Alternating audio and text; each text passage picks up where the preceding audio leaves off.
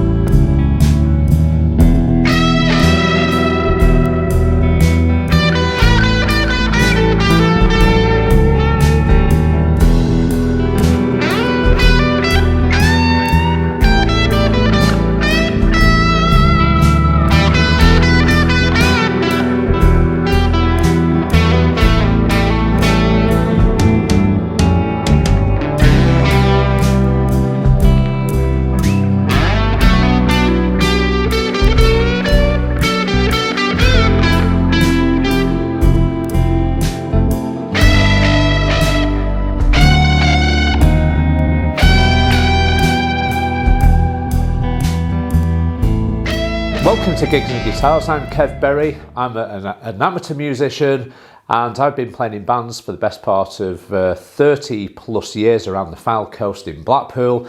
And the aim of this channel is really just to assist you as an aspiring musician through the many years that I've been playing guitar. If I can give you some little sort of hints or tips to make your journey that little bit better, then this is what it's all about. So in this edition, we are going to talk about a gig, and you have a gig coming up and you have either one guitar or a selection of guitars, and in that gig, you can only take one. Which one would you take? So let's start off by talking about what type of gig are you going to be playing with one single guitar. Now, for me, in the past few weeks, I've done two gigs in two very different bands. One being Cooper Collective, which is a mainstream band which does covers of Fleetwood Mac, Blondie, Duran Duran, Queen. Great music like that, absolutely fantastic. But equally, Boomshanker, equally as good. It's more mainstream classic rock, twin guitars. They're doing Foo Fighters, Lynyrd Skynyrd. There's Thin Lizzy in there, and both bands cannot be compared to each other. So if I was taking one guitar to either of those gigs, what would I need to consider in choosing which guitar to take? So one of the first things I would have to consider is the set list for each band. Using the Cooper Collective as a good example, you've got Fleetwood Mac The Chain, you've got Duran Duran in there, you've got Queen. You've got a whole load of stuff. We've just put in Back in Black AC/DC, which is a great track. Christy sings it really well. Absolutely brilliant, to be honest. Cracking track. And the list goes on. We've got a Journey track in there as well, you know, so using a bit of chorus and delay and effects and things like that. So whatever I use in the Cooper Collective has to be an incredibly versatile guitar if I was just taking a single instrument to the gig. And that can land you with one or two problems. Now, moving on to Boomshanker, you've got to have like a good rock kind of vibe. So the kind of instrument I take to a Boomshanker gig may not be the same type of instrument that I would take to the Cooper Collective gig. And it all depends on the type of band you're playing in and the set list you're going to be playing on that night. So I'm in the fortunate position where I've got 5 electric guitars at the minute, and I can choose one of those 5 guitars for a particular gig that's coming up. Now, I did spend many years with my Ibanez JS1000, which was my gigging guitar, and I played a load of gigs for the best part of a decade just using that one single guitar, which was basically into a Line 6 Flexstone 2 combo, which is a digital modelling amp, quite old now, but still very good. It uses the pod software in it, which is really good in terms of digital modelling.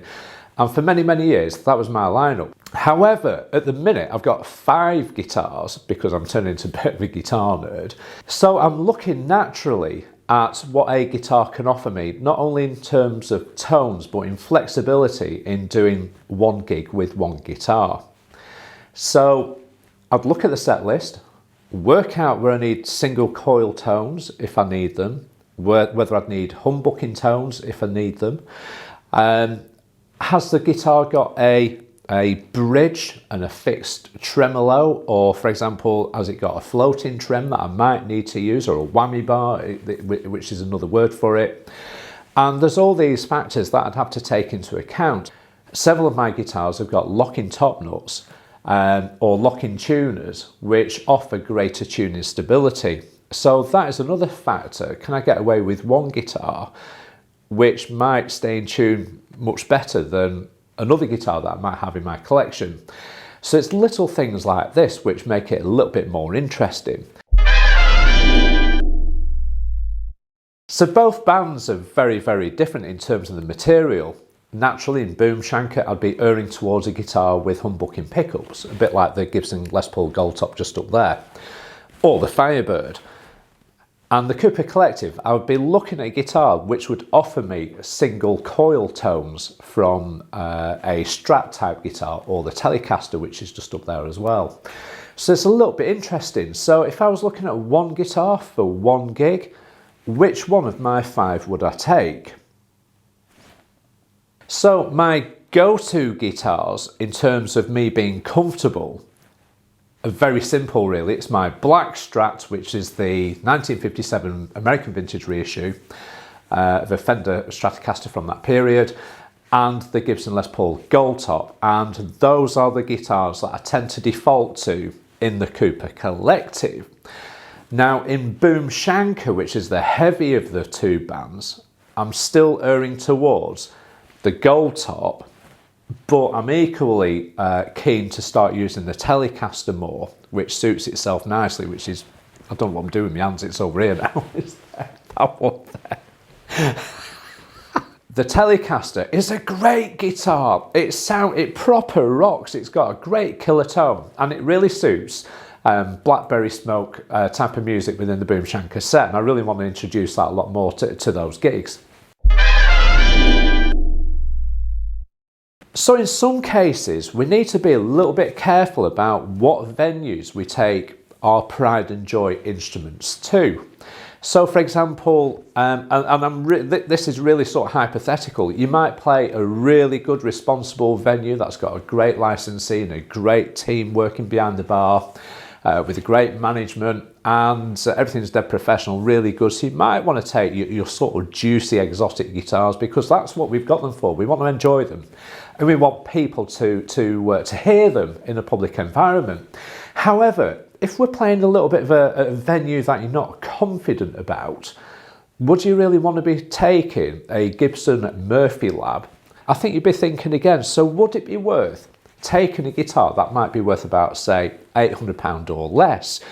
Now, within that budget area, you've got guitars like Ibanez's RG550, you've got the entry-level Vintera series Fender Stratocasters, which are made in Mexico, and depending on the finish, that dictates the actual price of the guitar. So it's a little bit of a funny one, and not a lot of people take into account the venue that they play in when they're taking their instruments to them. The other thing about venues is, now I had this for the last couple of months. I've done a couple of gigs in the same venue, which is a great venue in Blackpool. I'm not going to mention where it is or what. Now, I'd like to use the Gibson Firebird in Boom Shanker, but there quite simply is not the room or space, and I don't really want to end up with a neck breakage on such an expensive guitar. So therefore, I've been defaulting to guitars that are less risky. So I have used the Telecaster, and I've used the Les Paul, and I've used the Strat at that gig. So there's little things just to take into account, is the safety of your instruments at a venue in terms of theft, but equally also in terms of damage as well. So choosing which guitar to take. So Okay, so this is me working on my 5 guitars that I use in terms of taking one guitar to one gig. So this leads nicely on to the Gibson Firebird. So we've seen this before. I've had this just over a year, and it's an absolutely stunning instrument. I absolutely love this guitar, and to be honest, I would not use this in the Cooper Collective purely because I need the single coil tone variation to get me through the set. And this guitar, even though it's great, I'm still not too familiar with it in terms of what it can offer me for the set in the Cooper Collective. However, having said that though, in Boom Shanker, I did the gig at the Waterloo with it, and it did the set brilliantly. It did AC/DC really well. It did all the Lynyrd Skynyrd perfectly, absolutely brilliantly, and it sounded absolutely brilliant doing Thin Lizzy and Deep Purple and everything else. But if it's one guitar, one gig, this would not be for it. Okay, so we've got my trusty Les Paul Gold Top. I've had this a few years now. Got this from New Kings Road Vintage Guitar Emporium in London a number of years ago, and it's by far the best Gibson Les Paul I've heard. It absolutely screams. It's fantastic, and the tonal varieties on this guitar are absolutely brilliant. Now, would I use this in a gig with one guitar? And the answer probably is no, because it's got a fixed bridge, and in some cases I need the whammy bar, a tremolo to offer me the odd sort of bit of a dive bomb kind of scenario, add a bit of vibrato on it, albeit I love this guitar and it offers me some great tones. But in songs like One Vision, there's a bridge in the middle of it.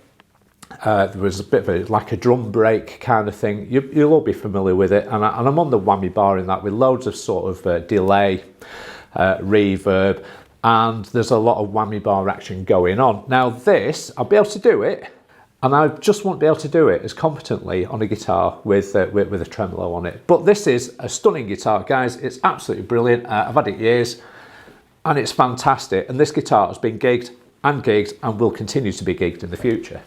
Okay guys, so this is the Telecaster. You've seen this. I've had this almost a year now, and still getting used to it. I've gigged with it once, and like I said in previous videos, I should have bought this guitar about 30 years ago. I don't know what I was playing at.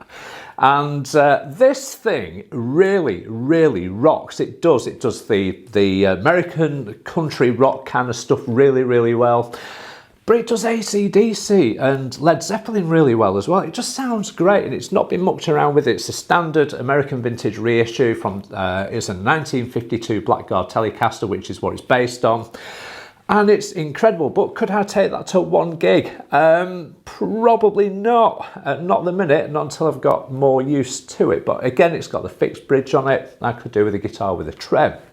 Okay, so you've seen this lots of times before. This is my black Strat. It's an American vintage reissue of a 1957 Fender Stratocaster. It's the Hot Rod edition, so it's got some nice factory upgrades, which is the stacked humbucker.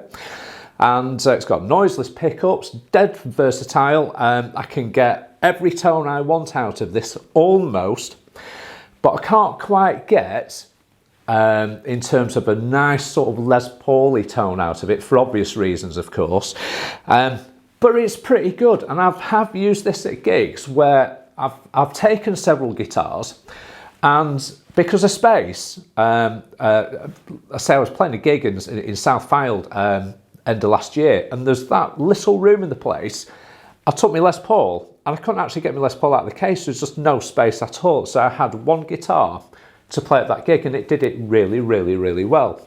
But if I had the choice before setting off to a gig, which guitar would I take? Okay, so that leaves me with the Ibanez JS1000. Now, I've had this guitar a very, very long time. Designed by Joe Satriani in conjunction with Ibanez. I've done gig after gig after gig with this amazing, amazing guitar. The tuning stability is incredible. The tremolo on it is absolutely unbelievably stable and brilliant. You can do anything with it. The pickups are just absolutely brilliant in terms of the tonal diversity that they offer. I can coil tap the the pickups to give me single coil tones. I can make it sound like a Strat, and I can almost make it sound like a Gibson. Now, the only problem with this guitar is that I've got locking top nuts up here. And the problem being is I very quickly, in some songs, need to drop down to drop D tuning very, very quickly. And this guitar, it's a little bit of a pain if I needed to do that. Now, I do know there's a little device you can get for here to basically, just like a spring device, forget what they're called now. And that would offer this guitar very quick drop down tuning at the flick of a switch. So that is basically what I could do with this guitar. So, but would I take this guitar to a gig? Now, would this guitar, would it look good at a blues guitar gig in terms of image, or would a more vintage inspired looking guitar suit the bill that little bit better? So it's often we look at guitars because we like the look of them, but I found with Japanese things is that they take an idea, make it more ergonomic, easier to use, really good tones, and but in terms of the looks, yeah, it's okay. It looks great, looks dead fresh, dead modern, even though it's best part of 20-30 years old. But does it have the same visual appeal as a Les Paul, a Firebird, a Telecaster, a Stratocaster? And I don't know really. Would I take this to a gig? I don't know why I'm making this programme, because it's a nightmare. I'm just going to have a quick slurp in my brew. Let me have a think about which guitar I would take to that one gig, and I've narrowed it down to two. Right, so here we go, guys. I've narrowed it down to these two, and I've got to decide which one to take. So it's either going to be the Black Strat or the Ibanez. Which one would I take? Both sound great, both look good, both play very, very well. The Stratocaster's got 21 frets, the Ibanez has got 22. The Ibanez has more stable tuning. Bizarrely enough, the Stratocaster stays in tune very, very well. I'm able to do drop D tuning on this guitar very, very quickly and efficiently, unlike the Ibanez. They're both really very, very good guitars, and I'm very, very comfortable with both of these guitars at any gig. Now, I have been neglecting the Ibanez for the best part of a couple of years now, and I need to get this guitar back out to a gig. But to answer my question at the beginning, which one of my 5 guitars would I take to a gig? And I'm still sat here thinking about it, and I think it would have to be, I've made my mind up, guys, it's the Black Strat. It's the Black Strat each and every time. The Ibanez is fantastic, does the job really well, but this, for me, guys, I'm Pink Floyd all the way through, and the Black Strat gets it for me. So there we go. And as we've drawn to a conclusion, the Black Strat gets it each and every time. It's such a hugely versatile guitar. It looks great, it feels great. I know how to get the best out of it. But indeed, the Ibanez JS1000 came an incredibly close second place. It's a great guitar, which I've been neglecting for the past few years, and I've owned it for a very long time, and it's in need of a setup. I need to put some new strings on it, give it a little bit of TLC, and get that guitar out to a gig very soon, because I've not gigged with it in the best part of 2 years. And that guitar served me very, very well over many, many years of gigging. So I hope it's been of use to you guys. I'll probably change my mind by the time this video's finished, and I'll probably take the Telecaster instead. I don't know. But if you're new to the channel, please think about subscribing, liking and sharing, and hit me the bell icon, which is what it's all about. And there's always time in the day for a brew.